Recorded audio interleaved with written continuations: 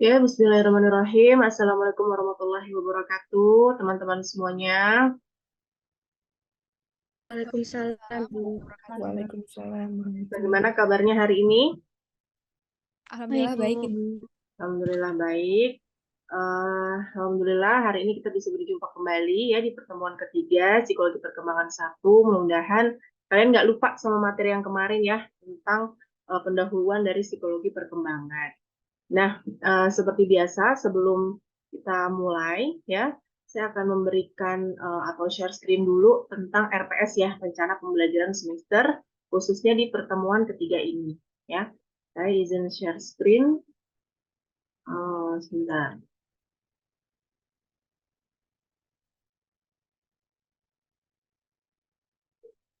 Oke, sudah terlihat teman-teman? Sudah Ibu. Oke, ini ya, kita ada di pertemuan ketiga, subjek PMK-nya. Hari ini kita akan bahas mengenai psikoanalisa yang terdiri dari psikoseksual dan psikososial. Juga ada teori learning, ya. Teori learning ada classical conditioning, operant conditioning, dan social learning theory. Cuma nanti kita kondisikan apakah hari ini kita bisa semuanya kita bahas gitu ya, karena terbatasnya waktu, atau harus dilanjutkan di pertemuan minggu depan ya, pertemuan keempat. Tuh. Oke. Sebelumnya saya langsung saja untuk share screen PPT-nya ya. Oke, bentar.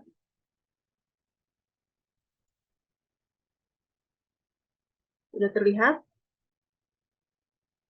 Terlihat Ibu. Baik. Jadi hari ini di pertemuan ketiga ini kita fokus bahas perspektif dalam psikologi perkembangan ya. Sekitar ada lima perspektif ya dalam psikologi perkembangan. Tapi hari ini kita khusus membahas psikoanalisa dan apa namanya teori learning. Gitu. Nah, tujuan pembelajaran kita hari ini yaitu menjelaskan ya, kalian mampu menjelaskan perspektif psikoanalisa, kemudian diharapkan kalian juga dapat menjelaskan perspektif dari teori learning, juga diharapkan kalian dapat membandingkan nih atau membedakan antara perspektif psikoanalisa dan teori learning itu seperti apa sih perbedaannya ya. Nah, ini ya ada 5 prinsip-prinsip besar dalam psikologi perkembangan, ada psikoanalitik, learning, kognitif, kontekstual, dan evolutionary. Ya, hari ini tadi saya sudah katakan bahwa yang akan kita bahas yang pertama adalah psikoanalitik atau psikoanalisa. Ya, nah saya mau tahu dulu nih pengetahuan kalian tentang psikoanalisa itu apa sih gitu ya. Kalau nggak salah di semester 1 sepertinya sudah pernah dibahas nih di psikologi umum ya mengenai prinsip dasar dari psikologi. Apa yang kalian ketahui dari psikoanalitik atau psikoanalisa? Siapa yang mau atau bisa menjawab?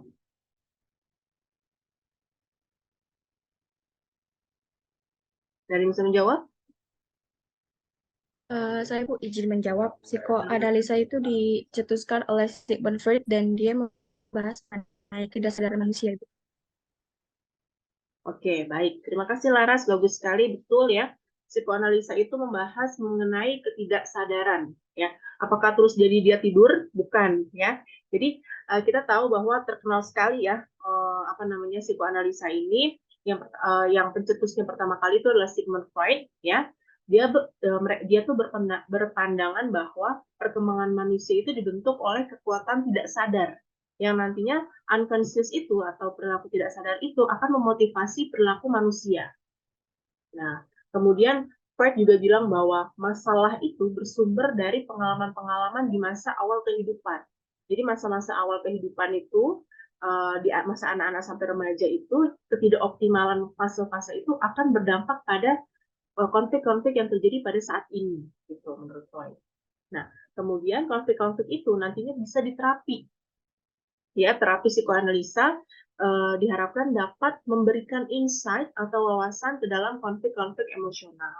Dan di sini sudah saya tuliskan ya beberapa jenis dari terapi-terapi psikoanalisa. Ada asosiasi bebas, ada penafsiran, ada analisis mimpi, sampai analisis transferensi. Nah, psikoanalisa ini juga ya kemudian bilang, kan tadi kan bilang ya bahwa konflik-konflik kita saat ini tuh bersumber dari awal-awal kehidupan. Nah, kemudian Freud ini mencetuskan tahapan-tahapan namanya tahap psikoseksual, oral, anal, falik, latensi, dan genital. Ya. Saya jelaskan beberapa saja, yaitu oral. Misalnya oral itu dari 0 sampai 15 bulan. Nah, konflik unconsciousnya itu adalah di feeding, pemberian makan, dan menghisap. Nah, ada yang bisa kasih contoh nggak seperti apa sih kepuasan di tahap oral ini?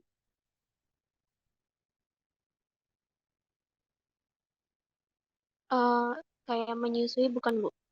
Betul, terima kasih Marisa. Iya, seperti menyusui. Bayi itu baru lahir, sekarang sudah ada namanya program IMD ya. Di rumah sakit maupun di bidan sudah menerapkan program-program itu inisiasi menyusui dini. Jadi anak-anak atau bayi yang baru lahir itu sudah langsung ditaruh di dada ibunya. Untuk apa? Untuk agar mengembangkan refleks si bayi untuk mencari puting ibu. Karena memang kepuasannya bayi baru lahir sampai umur kurang lebih 15 bulan atau dalam Islam itu 2 tahun ya, itu menyusui gitu. Makanya di sini saya kasih contoh nih ya, tahap-tahap oral. Tahap oral ini ada, nah dia menghisap, memasukkan tangan atau memasukkan mainan. Jadi di tahap oral ini anak-anak memang semuanya serba pengennya dimasukin ke dalam mulut, ya, masukin ke dalam mulut. Makanya saya selalu katakan ke mahasiswa saya bahwa kita itu malah harus memfasilitasi, bukannya melarang-larang, jangan dimasukin mulut, jangan dimasukin mulut. Nggak bisa, karena memang apa namanya, kepuasan dia di usia-usia segitu adalah di oralnya, di mulutnya, gitu. Ya, justru harus difasilitasi gitu, dibersihkan mainannya gitu ya. Apa namanya, tangannya mungkin dicuci supaya bakteri nggak masuk ke dalam tubuh. Seperti itu, ya. Kemudian di sini juga ada tahap anal. Anal itu 12 atau 18 bulan sampai 3 tahun kurang lebih. Dia unconscious konfliknya tuh di potty training. Ada yang tahu nggak potty training itu apa? Atau toilet training? Ada yang tahu toilet training itu apa? Kelima mungkin? Di kelima tahu toilet training?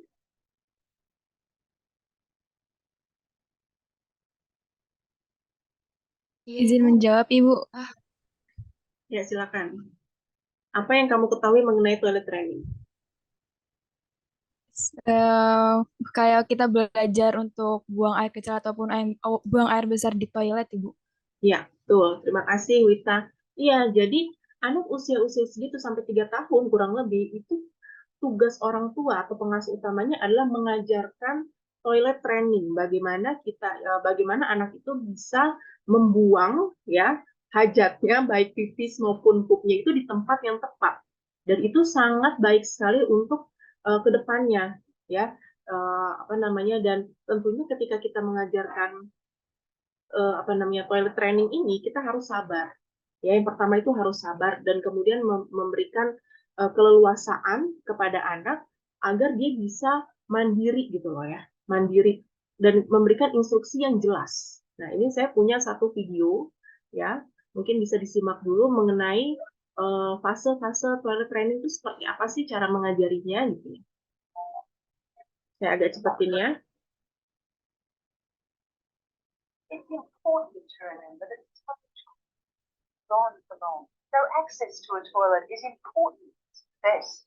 Signs of readiness are when the child shows interest, has a dry nappy for 2 hours or more, has further bowel motions, can follow instructions, can sit for short periods, tells the parent when they are wet or dirty, and are generally becoming more independent.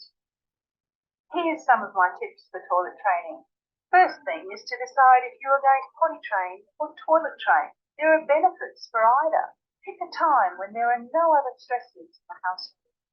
Summer is a more practical time for toilet train because your child will be wearing fewer layers and won't get as cold if they have an accident whilst playing outside. And don't stress. This certainly won't help. Expect progression and some regression. Expect accidents. Praise success. Toilet training takes lots of practice and role model appropriate toileting behaviour, including hand washing. So what more can you do? Be patient. Some kids will wet the bed until they are 5. So don't stress. You'll go there. Oke. Ya, dari video ini kita bisa lihat ya, bahwa ketika kita mau mengajari anak toilet training itu, pertama itu harus ada kesiapan. Ya, kesiapan dari siapa? Kesiapan dari kitanya dulu nih, sebagai orang tua maupun pengasuh utama. Kita siap nggak kalau misalnya ada eksiden-eksiden yang di luar ekspektasi kita? Misalnya dia nggak mau pipis di kloset, atau pipisnya malah keluar dari kloset, jadi berantakan di lantai. Atau dia nangis dan lain sebagainya, atau mungkin ngompol, atau bilangnya mau pipis ternyata pup, kayak gitu-gitu. Nah, itu kita siap nggak sih menerima kenyataan hal-hal yang tidak kita harapkan? Kalau kita nggak siap, nanti yang ada kita jadinya ngomel-ngomel, marah-marah. Anak jadi semakin trauma, gitu ya. Yang pertama adalah siapkan diri kita dulu. Setelah kita siap, kita lihat apakah anak sudah siap belum. Nah, tadi dalam video ini kita lihat ya, tanda-tanda kesiapan anak, misalnya dia sudah mulai interest, gitu ya, bisa buka celana sendiri, atau bahkan sudah mulai bisa pakai celana sendiri, ya. Nggak sempurna nggak apa-apa, tapi ada minat untuk membuka atau memakai celana sendiri, misalnya gitu. Atau sudah bisa bicara pip, misalnya gitu ya, untuk pipis, pup, untuk mau buang air besar, kayak gitu-gitu. Nah, itu tanda-tanda itu harus kita lihat dulu. Oh, berarti dia sudah mulai siap. Jadi, siapkan diri kita dulu, baru siapkan, lalu kita lihat kesiapan anak. Setelah itu, pasti instruksi yang jelas. Oh, kalau misalnya yang muslim mungkin masuk kamar mandi, kita berdoa dulu yuk, gitu. Begitu masuk kamar mandi, ayo dilepas celananya, misalnya gitu ya. Kita ajarkan melepas celana itu di dalam kamar mandi. Ya, kemudian buka diapersnya. Kemudian nanti duduk di sini ya, gitu ya.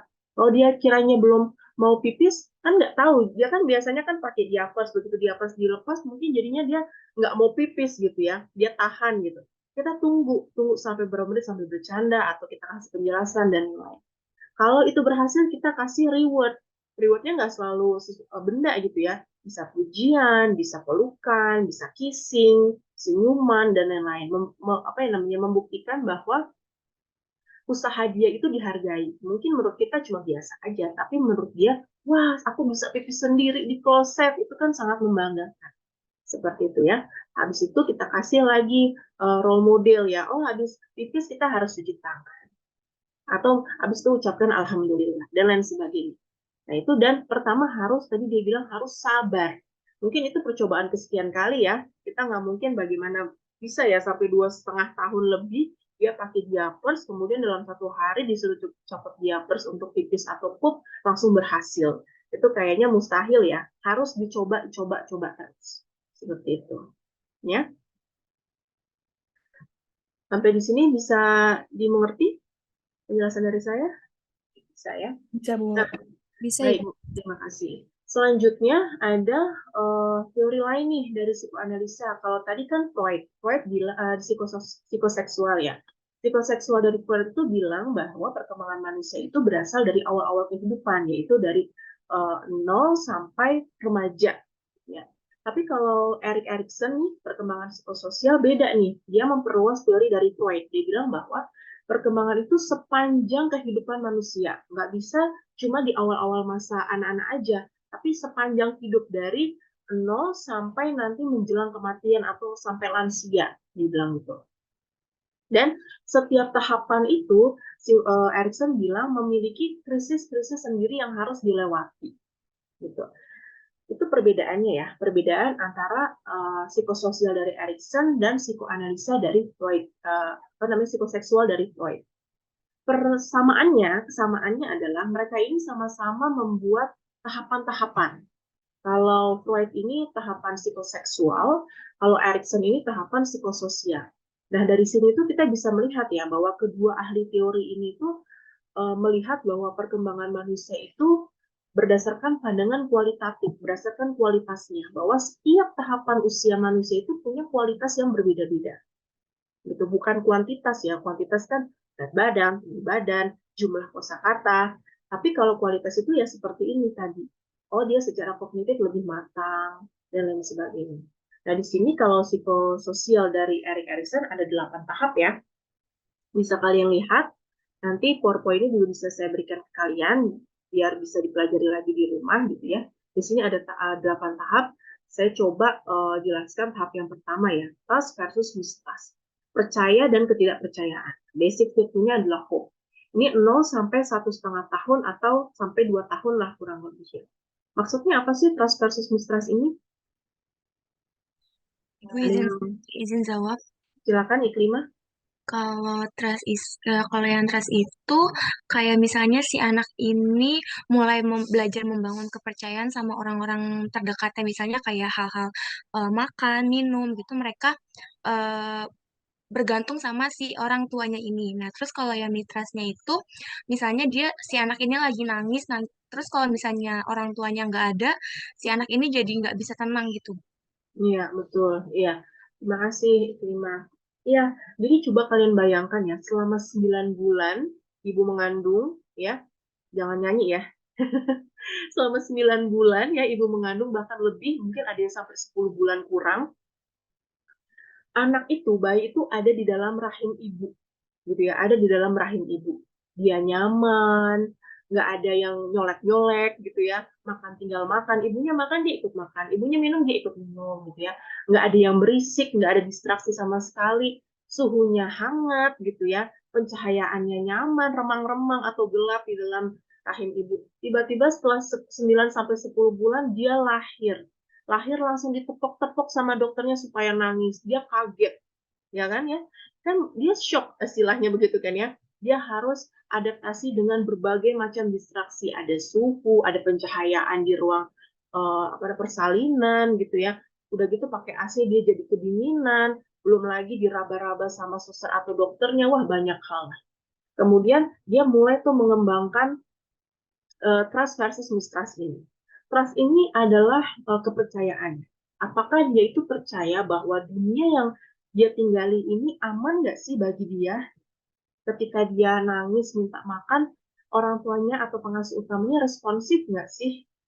Makanya saya katakan bahwa kalau ada yang bilang, oh kalau bayi nangis jangan langsung digendong, nanti bau tangan, tahu nggak ya istilah mitos-mitos seperti itu? Ya menurut saya itu adalah mitos. Bahwa menurut saya 0 sampai 2 tahun itu memang apa namanya psikososial krisisnya itu adalah trust versus mistrust, di mana ya dia masa mau ngomong aku mau makan kan belum bisa, bahasanya bayi itu ya semuanya nangis gitu ya, dia kedinginan dia nangis, dia gatel karena digigit nyamuk dia nangis, dia lapar dia haus dia mau sesuatu dia pasti nangis. Makanya sebelum nangis baiknya orang tua itu harus responsif, misalnya oh dia habis bangun tidur biasanya haus ya, habis bangun tidur tuh haus, maka sebelum dia nangis kasihlah, susuin lah dia atau kasih minum, kasih dot gitu supaya sebelum nangis dia udah rasa terpenuhi kebutuhannya, misalnya begitu ya. Terus kalau misalnya dia jatuh, dia kan terancam, merasa terancam, maka dia nangis, dia butuh bantuan, ada orang yang segera membantu dia nggak sih gitu. Ya, jadi kita itu harus mengetahui kebutuhan-kebutuhan anak supaya dia merasa aman. Nah, kalau mistrust, bukan mistrust itu jelek, enggak juga. Kadang-kadang mistrust itu bisa mengembangkan dirinya dia kalau dalam bahaya. Wah, dia merasa terancam nih dalam bahaya, dia jadi meningkatkan kewaspadaannya. Tapi kalau mistrust ini jadinya apa namanya berkembang secara negatif gitu ya, ini akan menjadi konflik tersendiri bagi kepribadian anak, yaitu rasa insecurity. Dia merasa insecure terhadap dirinya sendiri. Wah, ternyata ketika saya merasa terancam, ketika saya merasa butuh sesuatu, nggak banyak orang yang langsung membantu saya.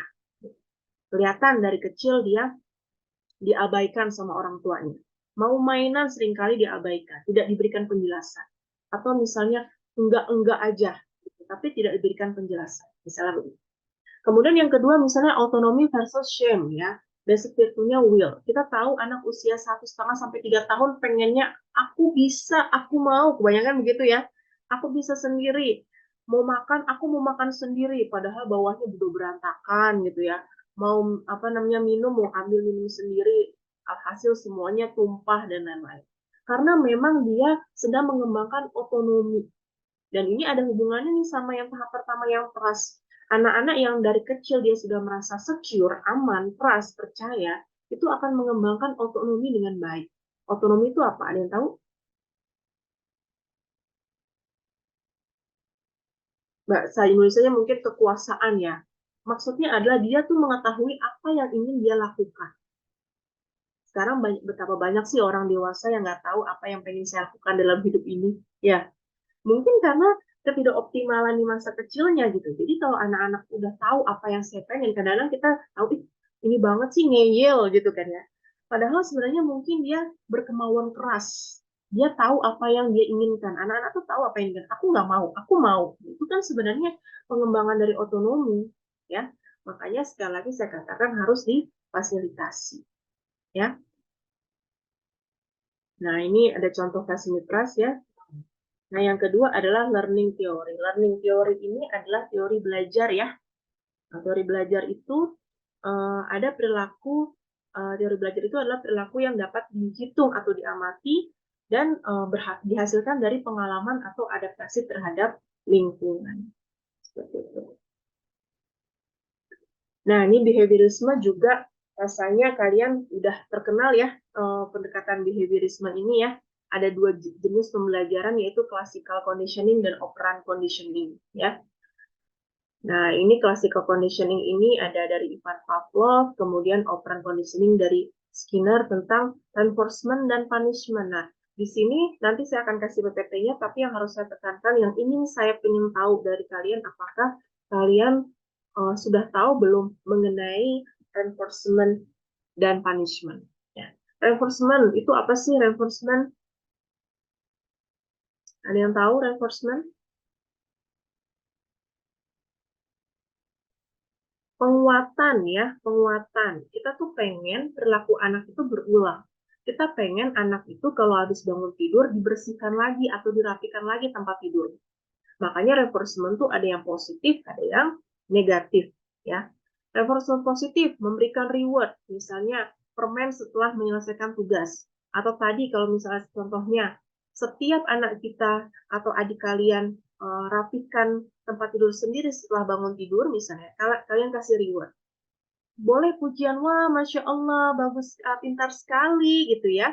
Rapikan tempat tidur sendiri, nanti kakak jajanin deh gitu misalnya. Atau nanti kakak kasih coklat atau kasih apa ya, reward-reward yang membuat dia senang. Supaya besok-besoknya dia kemudian berulang tuh melakukan perilaku membersihkan tempat tidur sendiri. Misalnya begitu. Ya. Kalau yang negatif, yaitu menghilangkan perilaku yang tidak disukai. Contohnya misalnya gini, kita nggak suka kalau adik kita itu suka ini, misalnya buang sampah sembarangan. Jadi habis minum susu misalnya, atau misalnya susu UHT, nggak langsung ditaruh di tempat sampah. Dibiarin gitu aja di meja atau di sofa. Nah, kita ingin menghilangkan perilaku itu. Ya, itu gimana kira-kira contohnya? Kalau reinforcement negatif.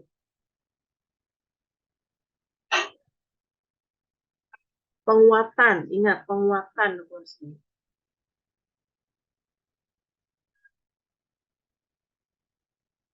Ayo, gimana caranya? Ada yang tahu? Izin menjawab, Bu. Seperti ditegur gak sih, Bu? Ditegur untuk setiap habis minum itu harus selalu dibuang, jangan seperti itu gitu, Bu. Oke. Baik, terima kasih Sakun atas responnya. Ya, kalau yang tadi Sakun jelaskan contohnya itu termasuk nanti kita ke punishment nih. Waduh, kayaknya ini tulisannya agak ini ya. Nah, itu termasuk punishment nih. Ya. Kalau punishment itu kita memberikan ada punishment positif itu seperti kita memberikan atau menambahkan sesuatu supaya perilaku itu nggak muncul. Ya, contohnya tadi kalau yang Sakun bilang teguran, nasihat, hukuman, gitu ya. Itu punishment positif. Itu ada juga punishment positif. Ada juga punishment yang negatif. Kalau punishment yang negatif itu kita menghilangkan sesuatu yang dia sukai. Contoh misalnya gini, habis mandi, handuknya nggak ditaruh lagi di kamar mandi, gitu kan ya. Misalnya gitu. Ayo dek, kembalikan lagi dong handuknya ke kamar mandi, misalnya begitu. Tapi adik kita nggak mau mengembalikan. Ya udah, kan kita kasih punishment nih. Kalau punishment yang negatif itu artinya kita menyabut sesuatu yang dia senangi. Ya udah, handphonenya kakak ambil ya. Nah, handphone itu kan sesuatu yang dia senangi. Kalau punishment kan membuat dia nggak suka kan, kita ambil sesuatu yang dia suka, itu namanya punishment negatif. Kalau punishment yang positif, sebenarnya sih nggak ada punishment yang positif ya, tapi maksudnya punishment positif itu kita memberikan sesuatu, entah itu teguran, masukan, pukulan, ya kita menambah sesuatu. Tapi kalau yang punishment negatif, kita menghilangkan sesuatu yang dia sukai. Gitu. Sampai di sini bisa dipahami nggak mengenai punishment dan reinforcement? Ya, kalau reinforcement pokoknya gini, kalau reinforcement itu kita meningkatkan perilaku yang ingin kita lihat itu berulang. Tapi kalau punishment kita ingin menghilangkan perilaku. Nah itu aja tuh yang harus kalian pahami.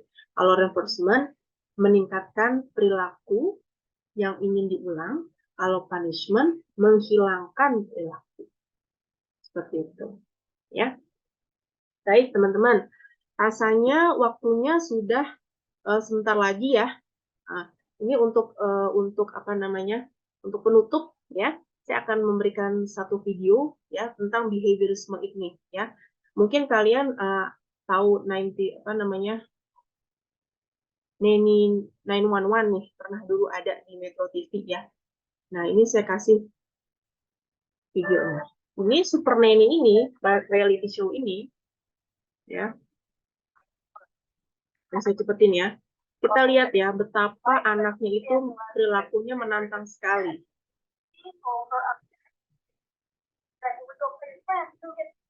Nih, jadi kakaknya ini suka gangguin adiknya. Ya, suka nendang, suka macam-macam, mukul, dan segala macam. Di tempat makan dia juga nggak mau makan. Ya, dia selalu ngejauhin. No, I don't want it, dia bilang. Pokoknya dia nggak mau makan, teman-teman. Nah, ini dulu ada nih di Metro TV ya, saya suka nonton ini. Kemudian keluarga ini minta Neni 911 tadi, Super Neni tadi untuk mengatasi perilakunya, gitu ya. Gimana sih caranya? Nah, biasanya tuh caranya pakai behaviorisme, pakai reward and punishment. Ini salah satunya ya saat dinner time. Saya cepetin ya. Nah, bagaimana caranya? You know what you're wasting? All of your free time. Like, use it in a positive way. Come on, Bobo, we can go on and play. Andrew, eat your 4 bites. Hey, go, pick up your first bite. Yeah. Boy, that's 1. Can you show me 1? Use your finger. 1. Good boy. That's it. Every time Andrew takes a spoonful, Andrea will praise it. And give you more encouragement to take the next spoonful. Now, Mummy has the spoon in this night. Before Andrew.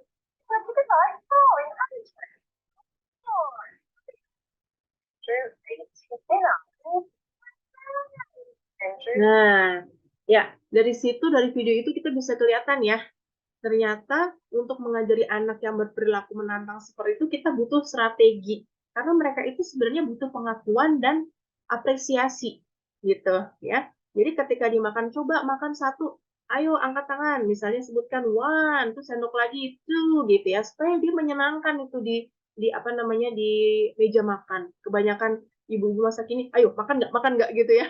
Membuat anak tuh makan itu bukan sesuatu yang menyenangkan, tapi malah menakutkan. Jadi setelah dia udah selesai makan, kita kasih applause atau kita kasih pujian atas perilakunya. Seperti itu. Ya. Bisa dipahami teori behaviorisme? Bisa ya, teman-teman. Oke, Bisa, Ibu. karena waktunya sudah mau habis nih, teman-teman. Sampai di sini ada yang ingin tanyakan tidak? Sudah cukup? Ya. Dari Oke, saya cukup teman-teman. jelas, Ibu. Ya, alhamdulillah. Terima kasih, Wita, atas responnya. Ya, teman-teman, nanti masih ada 3 lagi ya, tiga perspektif lagi. Ada kognitif, ada kontekstual, dan evolutionary akan kita bahas di minggu depan, insya Allah. Ya, terima kasih teman-teman atas perhatiannya dan apa namanya jawaban-jawabannya ya untuk hari ini. Mudah-mudahan kita bisa bertemu lagi di minggu depan. Akhir kata saya ucapkan wassalamualaikum warahmatullahi wabarakatuh. Waalaikumsalam. Waalaikumsalam warahmatullahi wabarakatuh. Terima kasih, Bu. Terima kasih, Bu.